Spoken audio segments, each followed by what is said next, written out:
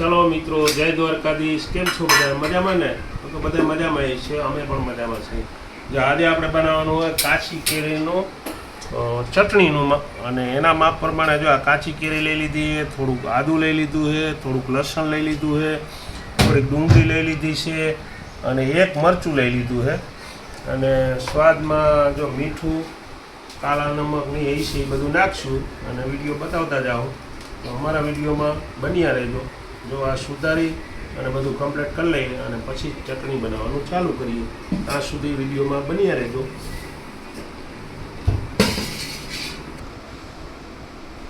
ચાલો, જો આપણે આ બધું સુધારી લીધું છે અને હવે આપણે છે ને એને મિક્સરમાં ગ્રેવી કરવાની ચટણી બનાવવા માટે તો પહેલાં આદુના ટુકડા નાખી દઈએ, પછી એમાંથી લસણ નાખી દઈએ અને પછી આ કેરી નાખી દઈએ, પછી આ ડુંગળી અને આ મરચાંની કટકી, અને હવે સ્વાદ અનુસાર આમાં કાળા નમક નાખવાના. હાલો, હવે થોડીક આપણે એટલી ધાણા ભાજી નાખી દઈએ અને પછી એને આ કાળા નમક, લાલ નમક જે કયો હોય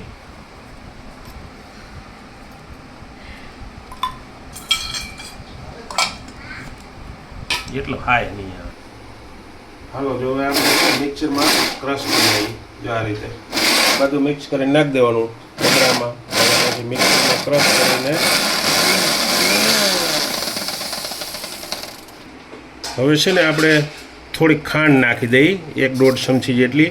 કેમ કે પહેલાં ન નાખાય, પહેલાં નાખો ને તો પાણી થઈ જાય, એટલે પછી હાવ એમ થઈ જાય કે મિક્સર થઈ ગયું ને ત્યાં થોડીક ખાંડ ઉમેરી દેવાની, એટલે ખટાશ થોડીક ઓછી થઈ જાય.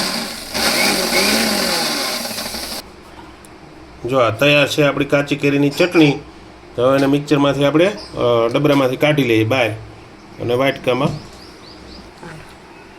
જો આપણે કાચી કેરીની ચટણી તૈયાર છે અને આ રીતે ચટણી બને. અને અત્યારે તો શું આ કેરીની સિઝન છે એટલે કેરી મબલક પાકમાં મળે, અને આવી રીતના ચટણી બનાવવી હોય તો અમારી રેસીપી જોઈ અને એકવાર ચટણી બનાવજો. અને આ રેસીપી સારી લાગી હોય તો લાઈક, શેર ને સબસ્ક્રાઈબ કરજો.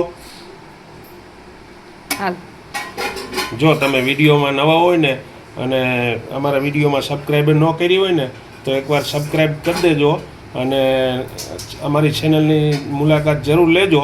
અને અવનવા વિડીયો જોવા માટે અમારી ચેનલની મુલાકાત તો જરૂર લેજો. અને વિડીયો સારા લાગે ને તો લાઈક, શેર અને સબસ્ક્રાઈબ તો જરૂર કરજો, પણ લાઈક તો કરતા જ જાજો એમ. તો આમ નવા વિડીયો રોજ જોવા મળશે.